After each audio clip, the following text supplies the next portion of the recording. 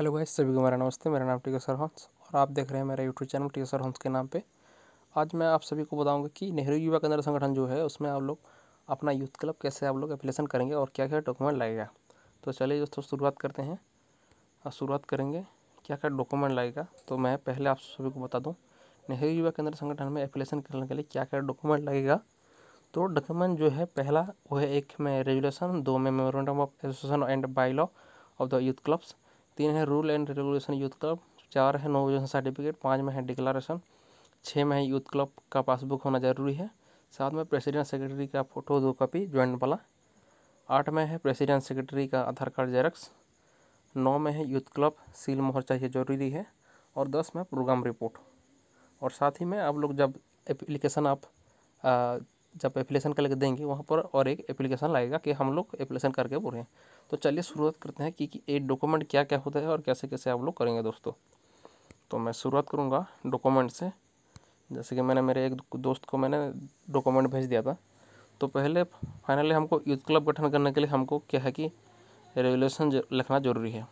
जैसे कि मैं एक रेजुलेशन आपको दिखा रहा हूँ, अधिवेशन नंबर 1 बोल के। तो यूथ क्लब बनाने के लिए आपको कम से कम 15 से 20 लोग चाहिए यूथ क्लब बनाने के लिए। तो हमको क्या करना है, एक अधिवेशन लिखना है कि कहाँ पर, गांव के कहाँ पर बैठे हैं, क्या कौन से जगह पर बैठे हैं और कितने लोग लेकर हम कमेटी गठन कर रहे हैं बोल के एक कमेटी गठन करना है। तो कमेटी गठन यहाँ पर लिखा गया है कि इतना इतना डेट को यूथ क्लब गठन कर गया। और यहाँ पर जो नेहरू युवा केंद्र संगठन के यूथ ऑफिसर होते हैं, DYO होते हैं, डिस्ट्रिक्ट यूथ ऑफिसर, वो भी आकर भी गठन कर सकते हैं कि हमारे जो नेशनल यूथ वॉलंटियर रहते हैं वो भी आपके पास जाकर वो आपका यूथ क्लब गठन कर सकते हैं। तो ये हो गया यूथ क्लब गठन करने के बारे में। नीचे लिखा गया है कि यूथ क्लब का जो डिटेल है, कौन कौन है यूथ क्लब में, कितने लोग हैं, उनके बारे में डिटेल लिखा गया है। उसके बाद आएगा दोस्तों सब कुछ होने के बाद कि यूथ क्लब का कौन सा नाम देंगे। जैसे कि यहाँ पर लिखा गया है कि रॉयल क्लब गनियारी, ये मेरे गांव का ही है, तो इसमें रॉयल क्लब गनियारी नाम पे यूथ क्लब गठन किया गया है बोल के लिखा गया है। उसके बाद आएगा दोस्तों, आपके गाँव में जो यूथ क्लब तो है, तो उसमें चलाने के लिए उसमें बहुत सारे पौधे भी होती है। तो उस पौधों में प्रेसिडेंट सेक्रेटरी, जॉइंट सेक्रेटरी, अपना वाइस प्रेसिडेंट, कैशियर, उसके बाद स्पोर्ट्स सेक्रेटरी, कल्चरल सेक्रेटरी, ये सब कुछ आपको चूज करना पड़ेगा। चूज करने के बाद आपको क्या लिखना है कि आपका नियमावली भी कुछ लिख देना है। उसके बाद आपको कौन सा बैंक में बनाना है पासबुक, उसके बारे में भी डिटेल लिखना है। ये था गाइज जो पहला अधिवेशन लिखा गया था। उसके बाद आप सभी लोगों का सिग्नेचर। ये था गाइज आपका जो रेजुलेशन का पहला दिन का जो कॉपी है वो था। चलिए दोस्तों, उसके बाद शुरुआत करेंगे आपका जो memorandum of association by law जो होता है वो क्या होता है, उसमें कैसे फिलअप करेंगे आप लोग। तो आपको मैं दिखा देता हूँ। यह एक क्लब का मैंने भरा हुआ है, memorandum of association and by law of youth club. जैसे कि उस क्लब का नाम name of the youth club, इसका नाम लिखा गया है धरोबड़ा यूथ क्लब नाम के। उसके बाद डेट ऑफ फॉर्मेशन, वो यूथ क्लब का कब फॉर्मेशन हुआ था उसका डेट लिखा गया है। उसके बाद उनके डिटेल एड्रेस दिया गया है, उसके डिटेल देना है। तार उसके बाद एरिया ऑफ ऑपरेशन, उसके बाद एरिया ऑपरेशन में उसका गांव का नाम लिखा गया है कि कौन से एरिया में यूथ क्लब लोग आते हैं और कौन कौन से गांव से बिलोंग करते हैं बोल के। तो इसमें सिर्फ 15 पत्थर गाँव के लोग ही बिलोंग करते हैं, तो इसलिए 15 पत्थर लिखा गया है। तो इसमें लिखा है फिर aim of objective of the youth club, क्या क्या एम रहेगा, क्या क्या वो लोग करेंगे, कितना पैसा वो लोग अपना मंथली फीस करेंगे, उसके बारे में लिखा गया है। उसके बाद मैनेजमेंट जो कमेटी होता है, इसमें 11 कमेटी रखा जाएगा। जैसे कि पहला है president, vice president, secretary, joint secretary, treasurer, sports secretary, cultural secretary. उसके बाद मीडिया, सोशल मीडिया सेक्रेटरी। उसके बाद आएगा दोस्तों एग्जीक्यूटिव मेंबर और 11 मेंबर भी रख सकते हैं आप लोग, 9 भी रख सकते हैं कि 15 भी रख सकते हैं, इसके आपके हिसाब से ही आप लोग रखेंगे। उसके बाद आएगा दोस्तों आपका जो यूथ क्लब का डिटेल है, क्या क्या नाम वगैरह है, कितना मेंबर है, इसके बारे में यहाँ पर देना है। ये हो गया मेमोरेंडम ऑफ एसोसिएशन और बाय लॉ। तो बाय लॉ होने के बाद हम देखेंगे अभी दोस्तों रूल एंड रेगुलेशन, क्या क्या रूल होता है यूथ क्लब में और क्या क्या रेगुलेशन है, तो उसके बारे में डिटेल है। तो डेफिनेशन पहला है, तो यूथ क्लब का नाम यहाँ पर भी आएगा। जनरल बॉडी कौन कौन रहेंगे इसके बारे में डिटेल है यहाँ पर। एग्जीक्यूटिव बॉडी में कौन कौन रहेंगे, कौन इलेक्टेड रहेंगे, सिलेक्टेड रहेंगे, इसकी डिटेल में लिखा गया है। उसके बाद मेंबरशिप, तो इसमें 15 से 29 ईयर का लोग ही रहेंगे बोल के यहाँ पर डिटेल लिखा गया है। उसके बाद मेंबरशिप फीस, तो यहाँ पर जैसे कि इन लोगों ने लिखा है 30 रुपये का फीस बोल के लिखा गया है, तो इस तरह का आप लोग भी कर सकते हैं।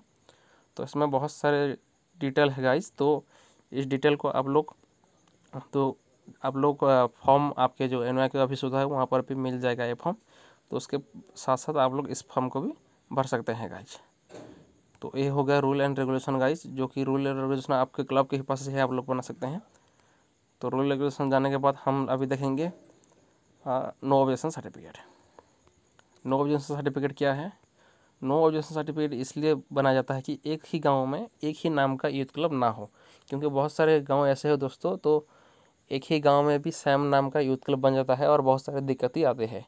तो इसलिए हमारे जो पंचायत के ईओ होते हैं, पीओ बोल के पंचायत एग्जीक्यूटिव ऑफिसर, तो उनके द्वारा यहाँ पर सील मोहर मार के उनका एक साक्षरता किया जाता है और वो रिपोर्ट देते हैं कि इस गांव में एक ही यूथ क्लब का इस नाम का है बोल के लिखा जाता है दोस्तों।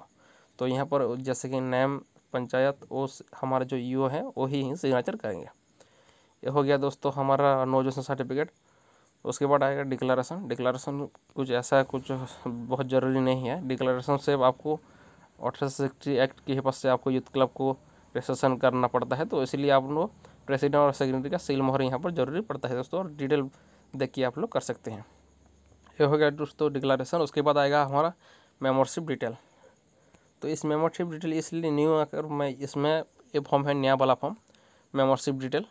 तो इसमें क्या क्या है कि आपका नेम क्या है, फादर नेम क्या है, डेट ऑफ बर्थ क्या है, जेंडर क्या है, कैटेगरी क्या है, एजुकेशन क्वालिफिकेशन क्या है, ऑक्यूपेशन क्या है, स्किल क्या क्या अवेलेबल है, आपका मोबाइल नंबर क्या है, ब्लड ग्रुप क्या है, आधार नंबर क्या है, ईमेल आईडी, डेजिग्नेशन क्या है। ये वाला नया वाला फॉर्म है। तो आप लोग जो मेंबरशिप फॉर्म मांगता है तो इस फॉर्म को ही आप लोग दीजिएगा दोस्तों। तो ये हो गया हमारा सब कुछ डिटेल गाइज। तो डिटेल होने के बाद मैं आप सभी को बताऊंगा एक ही चीज़ हमने छोड़ दिए हैं, वही है प्रोग्राम रिपोर्ट और एक जो आपका होता है यूथ क्लब का पासबुक तो हर कोई जानता है कि पासबुक किस तरह का बनाया जाता है, लेकिन हमारा यूथ क्लब में आपको जॉइंट पासबुक बनाना है यूथ क्लब के नाम पे। आपका यूथ क्लब का नाम जो भी आप लोग देंगे उसी नाम पे ही यूथ क्लब का पासबुक बनाएंगे, प्रेसिडेंट या सेक्रेटरी नाम पे या कैशियर या सेक्रेटरी के नाम पे बना सकते हैं, वो लोग दोनों ही चला सकते हैं उस पासबुक को। तो यह हो गया दोस्तों हमारा जो पासबुक। उसके बाद आएगा प्रोग्राम रिपोर्ट हम आप लोग कैसे बनाएंगे। देखिए प्रोग्राम रिपोर्ट का मैं आपको एक विवरणी मैं दिखा देता हूँ। तो प्रोग्राम रिपोर्ट आप लोग कैसे बनाएंगे, एक मैं एग्जाम्पल के तहत मैंने बनवाया था उसकी डिटेल आपको दे रहा हूँ, तो आप लोग देख लीजिए दोस्तों। तो प्रोग्राम डिटेल में क्या क्या करना है, आपका जो प्रोग्राम हुआ है 1 साल या हुआ है क्लब को या 2 साल हुआ है, तो उसके बारे में ब्रीफ थोड़ा सा लिखना है कि जैसे कि यहाँ पर प्लांटेशन किया गया है, प्लांटेशन का फ़ोटो यहाँ पर 2 लिखा गया है, उसके बारे में डिटेल में लिखा गया है। उसके बाद उसके जो पेपर में निकला था न्यूज़ क्लिप में निकला था उसका पेपर क्लिप यहाँ पर देना है। इस तरह का यहाँ पर भी सेम है, यहाँ पर भी जैसे कि फ़ोटो 2 कॉपी है, उसके बाद जो पेपर में निकला था यहाँ पर पूरा डिटेल लिखना है। इस तरह का आपको जो प्रोग्राम वगैरह आप किए हैं आपका यूथ क्लब का वही डिटेल ही यहाँ पर देंगे दोस्तों। तो ठीक है दोस्तों, आप लोग भी ऐसे कीजिए और अपना यूथ क्लब का एप्लीकेशन कीजिए। और कोई भी अगर असुविधा हो तो मुझे कॉल कर सकते हैं। मेरा मोबाइल नंबर है 7894533320।